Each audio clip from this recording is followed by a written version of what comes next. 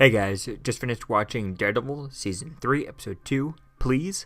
Wow, what an episode. Very Kingpin-oriented episode.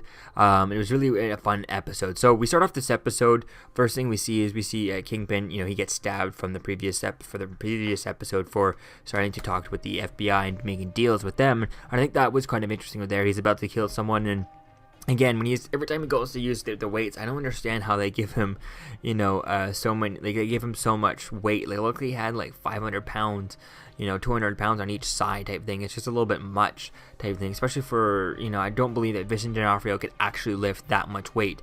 Maybe someone like Brock Lesnar type thing. Maybe he could do like a couple of reps with that, but not much. Not like he's doing. So it's a bit much. But I understand that in the comic books, he's supposed to be super strong and all that stuff. But so I think it's just kind of funny the way they do that. And then, he beats up the guy, kind of tries to choke him out, and then he ends up throwing the guy down and pushes the weights on him, and he's stepping on the weights, but the weights, like the barbell is standing like a foot on top. So if he's crushing the weight on top of the guy, he must be bending the weight because those barbells, the sheer plates on them is stopping the barbells from crushing the guy, which didn't make sense because you could clearly tell that there was not enough space for that barbell alone to crush the guy. The huge plates were too tall. The 45 plates are wide, or huge wide plates type thing. So you could, they could roll that all underneath. Someone could lay and roll that right over them. It wouldn't barely even touch them. So that was just a little bit weird. I noticed that, but it was really cool seeing him, about to take the plate and then like smash the guy's head, and then he stops and puts it down because he needs to cooperate with everyone so that Vanessa can be okay. And I think it would be cool to see if she's going to be in this show.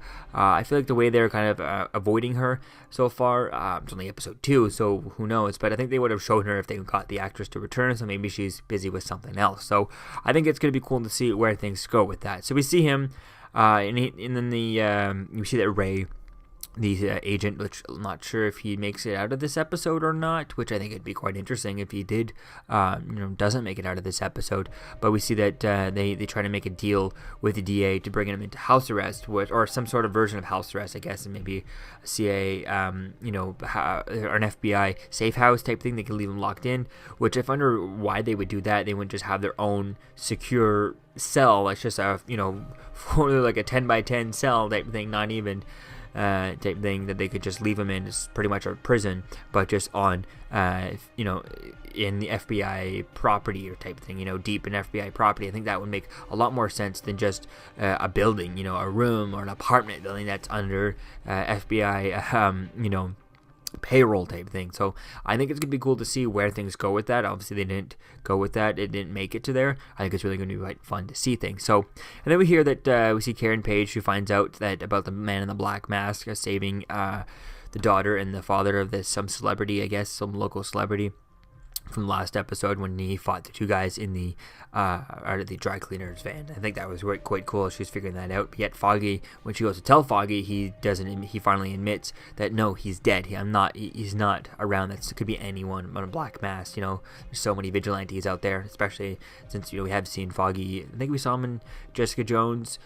He's met pretty much everyone. They've all met everyone. When they in Defenders and everything, but he even met Jessica Jones, I think, or at least heard of her through Hogarth, and Luke Cage also through Hogarth, and then probably would have heard of Danny Rand through Hogarth too. So I think it would have been cool to see that, which again, I'd like to see a little bit at some point in this season, just an update into where she is in her current her current situation with her illness as ALS type thing. I think it would be an interesting idea, even if it's just a passing message to see that, because there was I think, what was it in Jessica Jones season 2, the Charo and Benoit's, the two other were trying to use her illness to get her out of the company type thing, use her not fit to do her job illness and sign her out of her company, and she wanted to keep her name on the company. So I kind of forget what happened, how that ended and stuff, but it'd be cool to see if that's already happened at this point in for Foggy Nelson. Has he already dealt with that, and was he on her side? I imagine he was. I forget forget if we had he had a cameo in Jessica Jones season 2. I think he probably did a little bit. So it would be cool to see if that's, in the past for him, or if that's, happening simultaneously. It would be cool to see that. Or at least just a mention of that, to get an idea of time-wise is when it's kind of this is taking place, opposed to Defenders. I mean, I feel like it's right after it, just because Matt's slowly getting better by now. But there could be a little bit of time since in between that, from when he, the first episode obviously picked up at the beginning, right after he came out of the building and stuff. But there might have been a little bit of time in between that. A week or two or something, then it kind of makes things a little bit different than that timeline there. So we see Foggy kind of returning to his family, going to the family butcher shop that he's been talking about since season 1 and stuff. I think that's really cool. It's meeting his family and stuff. How his brother's taking over the family store, and his parents really want him to take over the store. And I find that I guess it's a different kind of family dynamic. They don't want him to stay as a lawyer and help people. And although he's helping people, but he's working for a big law firm that's making money, not like the little helping like he was before in season 1 or beginning of season 2, when they were kind of just helping everyone who needed help, even if they couldn't afford lawyers type thing, doing pro bono work type thing. So I think that I'd be interested to see if he ends up going into that by the end of the season, where if that Nelson and Murdoch gets back together type thing, that could be cool. We see Fisk's convoy gets attacked as he's being taken out of prison, so that he can go and help the FBI and make sure that Vanessa is safe and stuff. And I think that's really going to be cool. It's unclear if this was part of his plan. It seems like it's kind of not part of his plan. He was not planning on doing this, so this would be cool to see where things kind of go with that. And we see, I guess it's some of the it looked like it was some of the gangs that he helped put in prison. They're getting revenge by attacking the convoy and stuff. I think that's really cool seeing that. And then we see that one the one soldier or FBI agent ends up taking out all the bad guys type thing. And clearly we know, if you've been watching my videos and stuff, that he is Bullseye, or at least pretty much is Bullseye. And if you've watched the trailers, you know that he's Bullseye and stuff, or will be Bullseye type thing. So I think it's really going to be cool to see that and how that kind of relationship builds up, especially after we had the introduction of Ray, and to see where things go with that. And I was kind of surprised to see what's going to happen with that Ray character, because we didn't get his backstory, we didn't see his family and all that stuff, and find out that he's in financial troubles, and watch him build up to this in these 2 episodes for no reason, So I don't think it would be funny. I'd be shocked if he's actually dead. I think that would be quite interesting. It would be a good kind of switch around and kind of here's this guy. He's going to be a character that, oh no, he's not a character anymore type thing. He's gone. I think that would be a good pull the rug from underneath our feet, subvert expectation by tricking us into thinking that he's going to be a character throughout this thing. And if he actually is dead now, I think that would be quite cool to see that, because they didn't waste too much time with it, only 2 episodes, and I think it's going to be quite cool to see where things go now, switching it around to this guy who will become I think, what's his name? They have his name listed here. Jasper Evans, I think, is that his name? I think that's the guy. I'm not entirely sure. Oh no, it's Ray Wilson. There you go. No, not that guy. His name is Benjamin Dex Poindexter. So I think that's really going to be cool to see. And I'm not mistaken, that is his name in the comic books. Poindexter, Benjamin Poindexter and stuff. So I think it's going to be cool to see what he kind of looks like, and also comparing his Bullseye to Colin Farrell's Bullseye and stuff, which it's been a while since I've watched it, but I never really hated the Ben Affleck movies, so I think this is really going to be cool. One thing I really loved from the Ben Affleck movie was the fact that everyone who wasn't a character in the comic books didn't already have a name given to them by Stan Lee or anything like that, was given a comic book writer's name, someone who was involved in the Daredevil comics.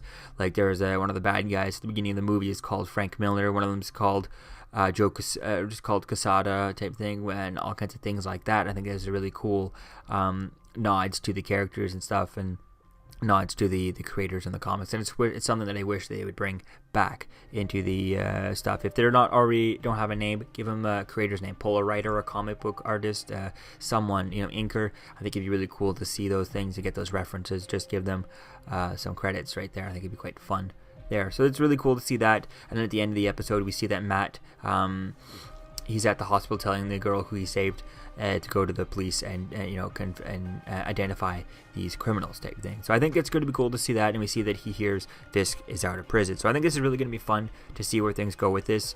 Obviously now I feel like he's probably going to go see Karen Page and Matt and Foggy Nelson, let him know he's alive, so that he can make sure they're safe, and tell them that whilst Fisk is out, we need to be safe type thing. We all need to be together, and he's to probably protect them. I think that's going to be cool to see where things kind of go with that. Does he go for Danny Rand's help? Does he go for Luke Cage's help? Which, if I'm not mistaken, those shows have just been announced that they've been canceled, Iron Fist and Luke Cage. But just because their shows are canceled doesn't mean that the characters are not still around during Daredevil season 3 or anything like that. So that's one thing. Hopefully, just because their shows are canceled, we still get to see the characters somehow, or at least mention as to why Daredevil would not ask for them for their help. At this point, I think he might be to the point where he'd be the help. I understand he's a bit stubborn to not. I get understand as a character motivation why he wouldn't ask for help, because he's a bit stubborn.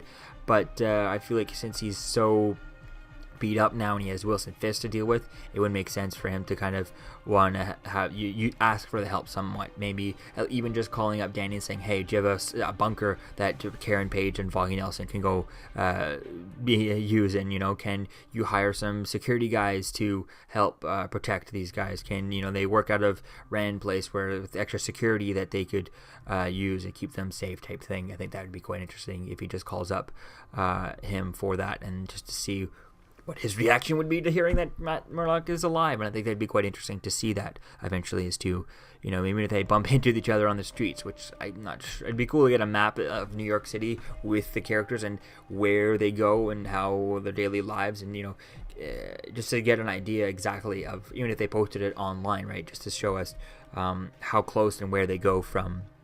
If they could bump into each other, what are the percentages, and show, this, Hell's Kitchen and wherever, I think we're in the other places, they kind of mix, they kind of overlap just a very little bit type thing. I think that can be something cool to see. So all in all, I'm really excited to see where things go, especially as we're slowly building up, and we just got the introduction of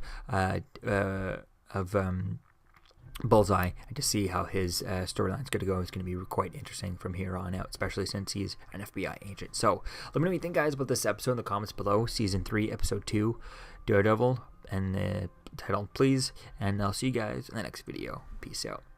I'm Captain America, here to talk to you about one of the most valuable traits a soldier or student can have. Subscribing. Sometimes subscribing is the key to victory. Sometimes it leads to very little, and it seems like it's not worth it. And you wonder why you waited so long for something so disappointing. How many more of these? You're still here. Don't forget to like, comment, and subscribe, guys. Peace. It's over.